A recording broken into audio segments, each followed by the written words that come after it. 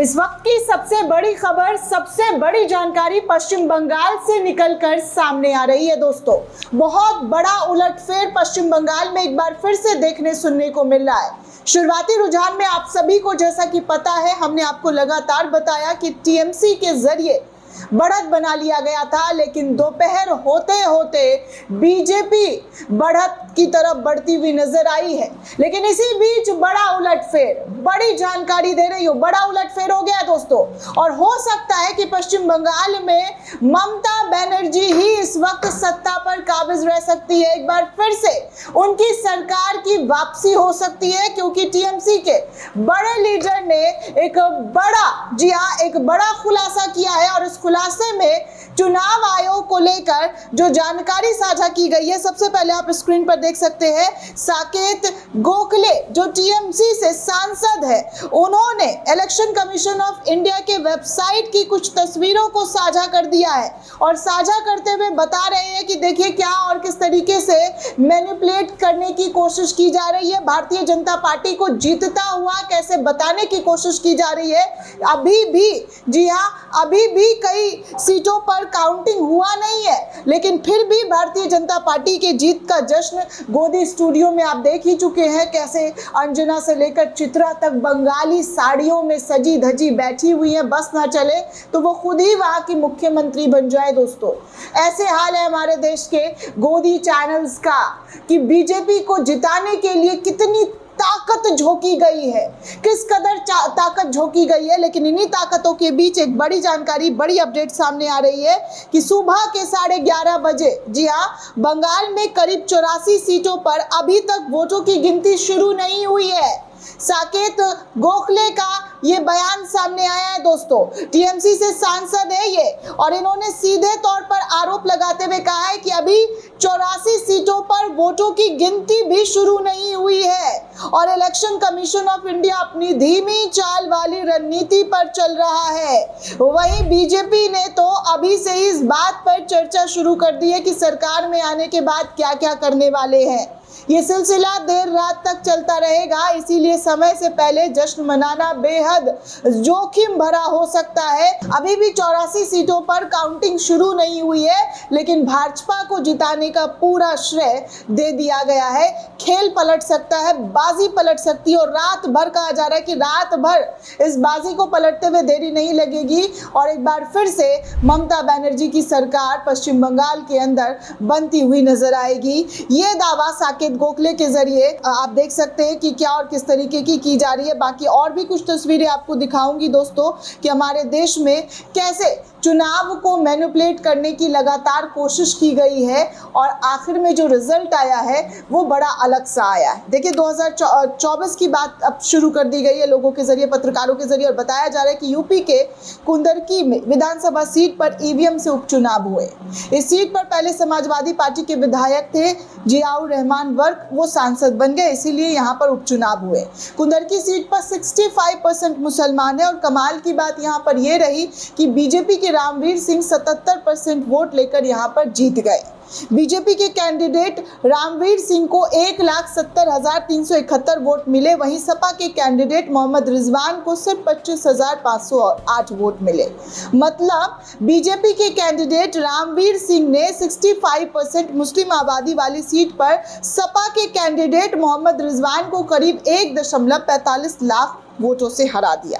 खास बात यह है कि महज 2 साल पहले 2022 में इसी सीट पर समाजवादी पार्टी ने करीब 43,000 वोट से जीत हासिल की थी और उससे पहले 2017 और 2012 में भी समाजवादी पार्टी ने यहां से बड़ी जीत हासिल की थी।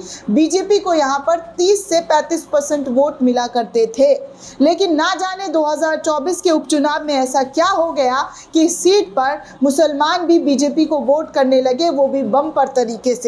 वही मुसलमान जिसके खिलाफ कुछ महीने पहले लोकसभा चुनाव में बटेंगे तो कटेंगे का नारा लगाया जा रहा था और वही मुसलमान बीजेपी को वोट कर रहा था। है ना कमाल की बातें। सोचिए दोस्तों, 2024 की बात कर रही हूँ और उस 24 इलेक्शन में कैसे विधानसभा कुंदरकी सीट पर भारतीय जनता पार्टी के नेता बम्पर जीत हासिल कर लेते हैं, कैसे ये पता नहीं, किसी को मालूम नहीं और कोई सवाल भी नहीं पूछेगा। क्यों? क्योंकि भाजपा से चुनाव आयोग से जब भी सवाल पूछा गया है, उन सवालों का जवाब कभी भी आसान शब्दों में नहीं दिया गया है। खैर, आपको बता दूं कि इस वक्त पश्चिम बंगाल में हालात बदलते हुए नजर आ रहे हैं और हालात इस कदर बदल गए हैं कि पश्चिम बंगाल में बांकुरा में मतगणना केंद्र के बाहर टीएमसी और बीजेपी कार्यकर्ताओं के बीच, समर्थकों के बीच जमकर झड़प हो गई है। पीएम मोदी ने जहां झालमुड़ी खाई है, वहां 4 सीटों पर बीजेपी आगे चल रही है।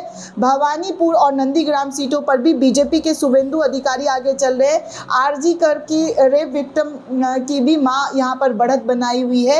ये सारी तस्वीरें जो है इस वक्त बंगाल की निकलकर सामने आ रही है। मारपीट, जबरदस्त तरीके से हंगामा हो रहा है। आज तक के हवाले से भी रिपोर्ट सामने आ रही है, जहां पर बताया जा रहा है कि पश्चिम बंगाल की बांकुरा में चुनावी माहौल के बीच तनाव उस वक्त बढ़ गया जब बीजेपी और टीएमसी के समर्थकों के बीच जमकर झड़प हो गई, मारपीट हो गई।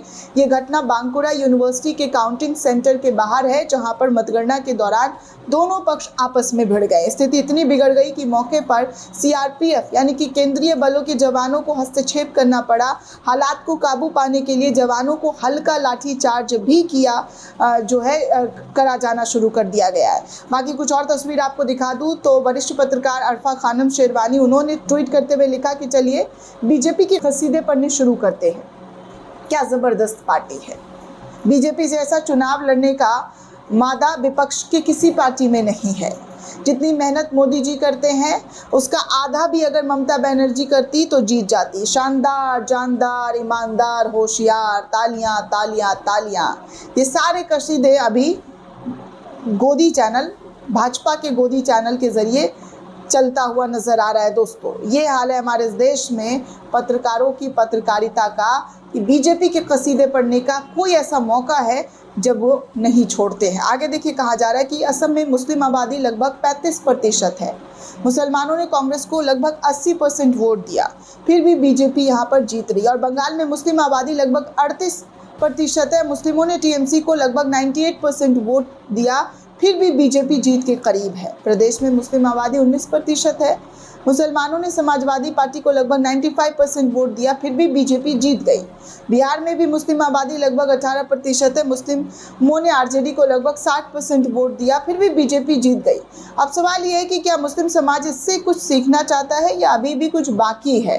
क्योंकि जिस तरीके की हालात यहाँ पर देखने सुनने को मिल रहे हैं वो साफ तौर पर नजर आ रहा है। कांग्रेस के नेता प्रवक्ता आलोक शर्मा ने तो ट्वीट करते हुए लिखा कि देखिए, जब से नैरेटिव बनाने वाली फैक्ट्रियां 24 घंटे सक्रिय हो गई हैं, जब से चुनाव आयोग की निष्पक्षता पर सवाल उठने लगे हैं, जब से सीबीआई और ईडी का इस्तेमाल सेलेक्टिव एक्शन के लिए होने लगा हो, तब से जीत सिर्फ जनता के भरोसे नहीं, सिस्टम की कंट्रोल तय करने जो है वो लगी है कि कैसे सिस्टम जो है तमाम चीज़ों को कंट्रोल कर चुकी है। और जीत हार की बातें तो बिल्कुल भी ना कीजिए, क्योंकि पश्चिम बंगाल में नतीजे आपके सामने दोस्तों, और आप देख चुके हैं कि पश्चिम बंगाल में हालात भाजपा के लिए क्या थे क्या नहीं थे। खैर, अभी भी ममता बनर्जी की पार्टी को उम्मीद है कि भाजपा का सुपड़ा साफ होगा और बीजेपी यहाँ से जीत नहीं पाएगी, ममता बनर्जी ही जीतेगी। क्योंकि अभी भी 84 सीटों पर वोटों की गिनती शुरू हुई है और शुरू होने के बाद नतीजे अभी देर शाम तक आने वाले हैं। कौन जीतता है कौन हारता है ये थोड़ी देर में पता चल जाएगा, लेकिन अभी से बीजेपी को जीतता हुआ दिखाई दिया जा रहा है कि बीजेपी जीत गई है, जश्न मनाना शुरू कर दिया गया है। ये सब कुछ आपके सामने है और नैरेटिव कैसे सेट कर दिया गया है वो भी आप समझ सकते हैं। आप इस देश के जागरूक जनता है और आप नहीं समझेंगे तो कौन समझेगा। ममता बनर्जी का क्या होगा क्या नहीं होगा, कुछ देर में पूरी जानकारी के साथ हाजिर होंगी। दोस्तों, ये पूरी रिपोर्ट आपको कैसी लगी हमें कमेंट करके ज़रूर बताइएगा। साथ ही साथ चैनल को ज़्यादा से ज़्यादा लाइक, शेयर और सब्सक्राइब करना बिल्कुल भी ना भूलें। शुक्रिया दोस्तों।